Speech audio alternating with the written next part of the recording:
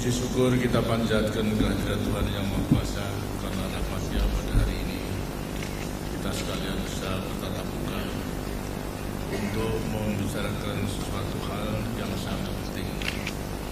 Dalam kesempatan Saudara Menteri Luar Negeri, Menteri Dalam Negeri mengadakan rapat koordinasi antara Kepala Daerah tingkat 2 dan Kotamadya seluruh Indonesia, membahas mengenai masalah-masalah pembangunan pada umumnya tentu, dan juga kelancaran daripada segala program yang akan segera dilakukan oleh masing-masing kepala daerah tingkat 2 dan Kotamadya. Khususnya seperti tadi yang telah diutarakan oleh Saudara Menteri Dalam Negeri mengenai masalah persiapan daripada pemilihan umum, ialah pesta demokrasi yang insya Allah akan kita lakukan tahun depan, tahun 1997, dan persiapan tahapan-tahapan telah mulai kita lakukan. Mau tidak mau di sana sini harus mengadakan cek and recheck sedemikian rupa sehingga pesta demokrasi pemilihan umum dapat dilaksanakan dengan sebaik-baiknya. Di antaranya juga ada beberapa langkah-langkah untuk menyelesaikan program baik pengentasan kemiskinan, mengenai mengatasi daerah atau desa-desa tertinggal, dalam mengangkat daripada rakyat kita yang setelah 25 tahun membangun ini ternyata masih hidup di bawah garis kemiskinan, melewati IDP maupun juga setelah dilanjutkan dengan program daripada Takesra maupun Bubesra, karena rakyat kita yang hidup di bawah garis kemiskinan ternyata tidak hanya di desa-desa tertinggal, tapi justru hampir separuh adalah juga tinggal di daerah, di desa-desa yang sudah dianggap maju. Sedangkan sumber daripada biayanya kalau mengenai desa-desa tertinggal sudah diputuskan melewati inflasi DT, dalam waktu 3 tahun akan ada dana revolving tiap-tiap tahun 20 juta kali 3 seterusnya sampai 60 juta, dan nanti akan merupakan modal yang berputar di desa tersebut. Sedangkan di daerah non IDT, terus desa-desa yang sudah maju relatif itu menurut ukuran kita, ternyata juga masih banyak daripada rakyat kita yang hidup di bawah garis kemiskinan. Nah, telah ada polanya pula untuk mengatasi secara gotong royong bersama-sama dengan masyarakat atau rakyat yang telah bisa menggunakan peluang pembangunan itu berhasil untuk terus membantu mereka agar supaya mereka dididik untuk mengerahkan kemampuannya, tapi juga dibantu sedemikian rupa sehingga akhirnya mereka itu akan menjadi kekuatan yang mandiri, yang bisa berusaha sendiri, yang kemudian bisa melanjutkan usaha-usahanya untuk mengatasi kemiskinan dan lain sebagainya. Kesempatan yang baik ini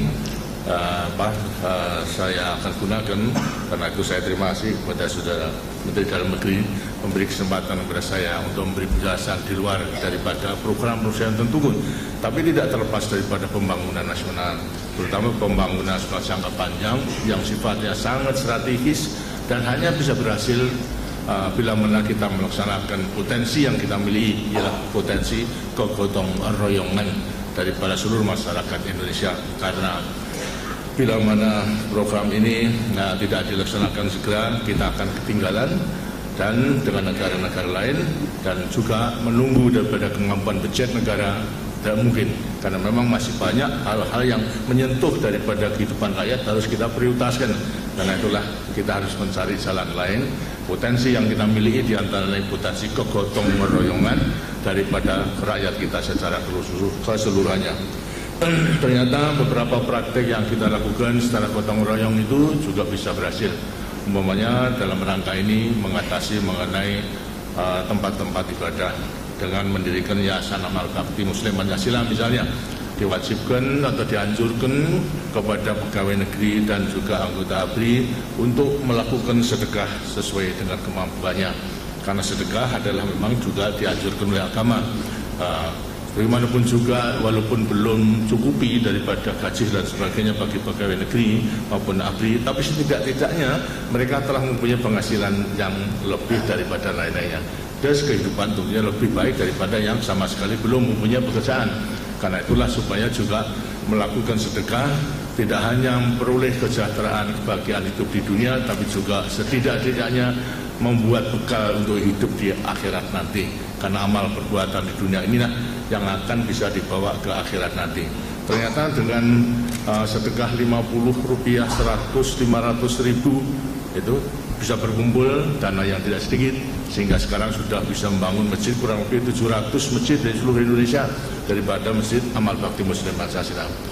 Atas dasar daripada pengalaman itu, saya kira juga bisa dipraktekkan, diwujudkan dalam kegiatan-kegiatan yang lain yang juga mempunyai nilai strategis dari pembangunan jangka panjang untuk mencapai cita-cita perjuangan kita ialah masyarakat adil dan makmur berdasarkan Pancasila.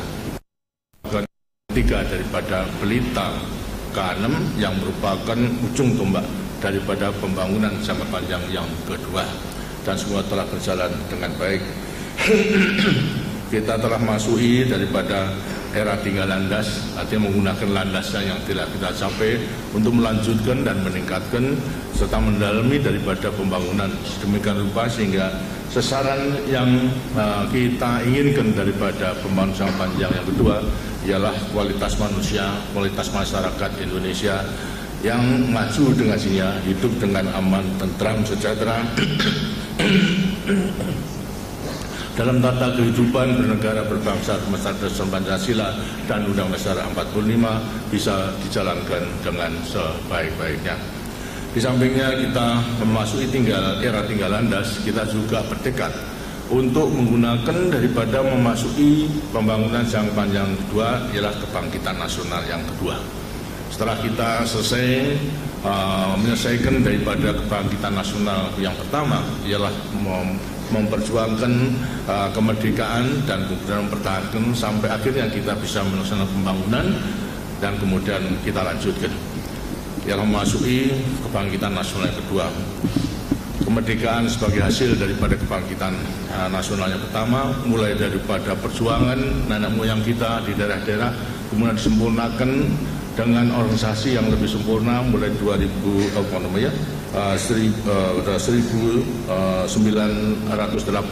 meningkat pada 28 sebagai klimaksnya pada proklamasi dan kemudian bertahan sampai kita bisa membangun. Inilah merupakan hasil daripada kebangkitan nasional kita yang pertama. Sekarang mengenai kebangkitan nasional yang kedua ialah kita mengisi daripada apa yang kita telah capai itu dengan maksud apa? Ya dengan maksud agar supaya kita itu bisa segera mengejar ketinggalan kita dengan bangsa-bangsa lain. Ya.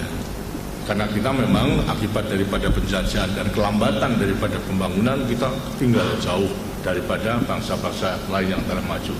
Yang cita-cita kita daripada pembangunan masyarakat adil dan makmur berdasarkan Pancasila hanya bisa kita capai dengan pelaksanaan daripada pembangunan yang secara bertahap.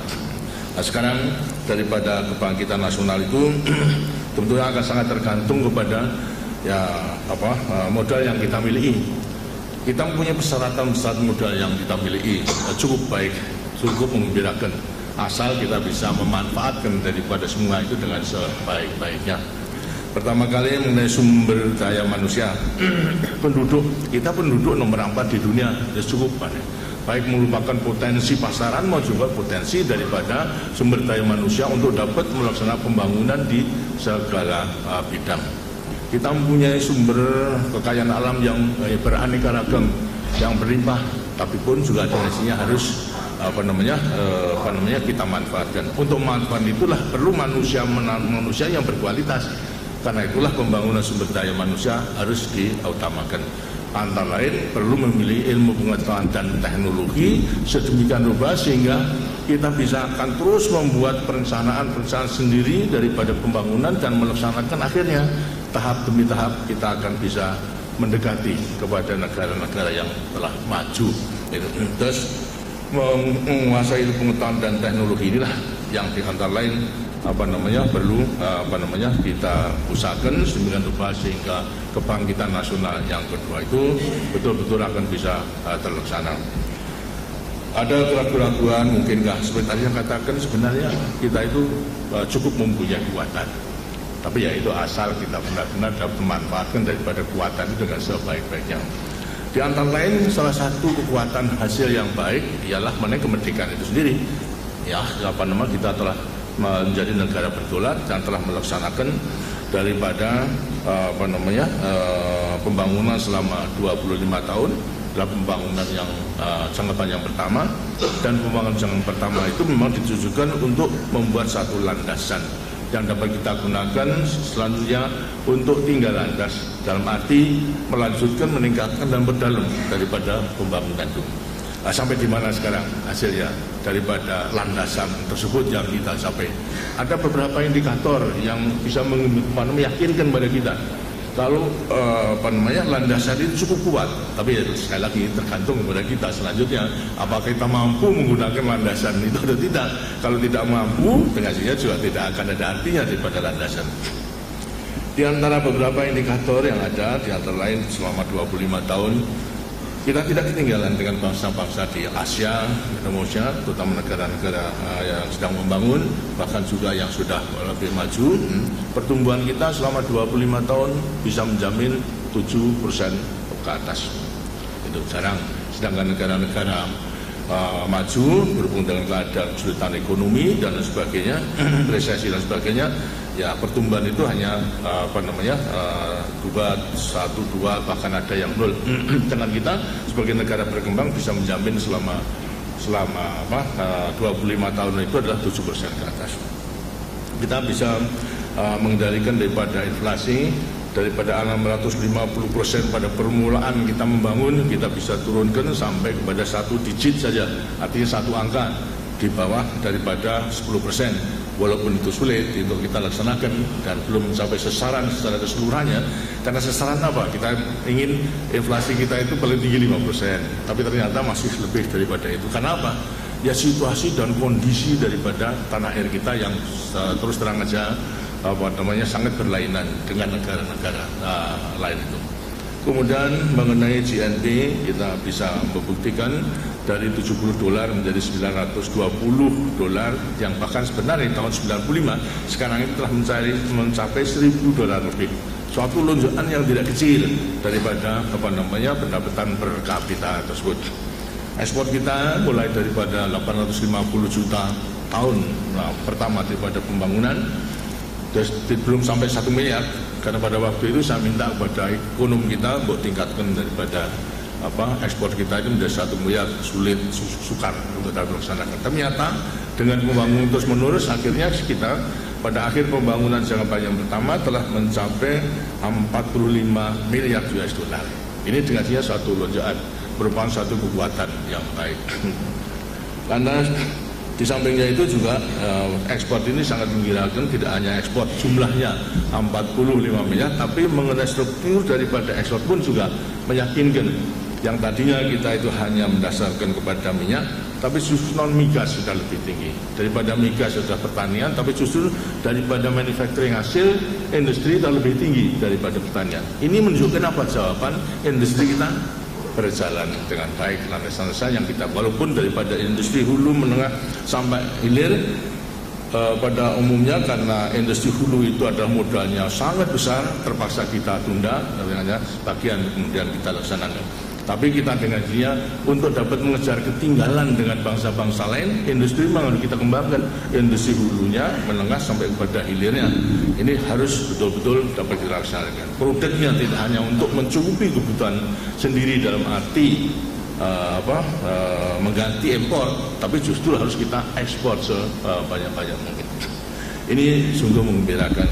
Kemudian yang sangat menggembirakan lagi diantaranya soal pertanian, yang swasembada pangan. Jelas kita itu sebagai negara terbesar di dunia yang mengimpor beras tahun 84 setelah kita berbulat, artinya berjuang untuk menaikkan produksi per hektar dengan intensifikasi pancang usaha dan sebagainya, akhirnya kita bisa swasembada beras tahun 84. Tapi akhir-akhir ini sebenarnya lantas kita terpaksa impor. Apa sebabnya? Kita agak meleset perhitungannya, karena stok nasional yang ada dipikirnya terlalu banyak sehingga lantas dikurangi untuk diekspor, dipinjamkan kepada negara-negara lain. Persis ada kemarau panjang, produksi kurang 4%, ini kita tarik, ya mereka belum mampu, terpaksa kita harus ekspor. Tapi ini adalah temporer, sementara. Sekarang dengan usaha-usaha penggunaan teknologi untuk lebih menjamin produksi per hektar dengan menggunakan bibit unggul yang sekarang dikenal dengan membramu itu sudah meningkat daripada, apalagi juga dengan teknologi penggunaan daripada pupuk tidak surah lagi tapi dengan tablet bisa menghemat 20% daripada kebutuhan pupuk, tapi produksinya bisa naik 10% gitu. Nah, kemudian ada cara-cara lain lebih cepat daripada waktunya, tidak lagi sekarang menyemayamkan, artinya membibitkan, tapi langsung seperti tanaman gogo, ternyata bisa menghemat daripada waktu. Cara-cara demikian ini adalah bisa menaikkan daripada produksi, sehingga walaupun pada suatu saat akan jenuh per hektar produksi tersebut, itu tapi setidaknya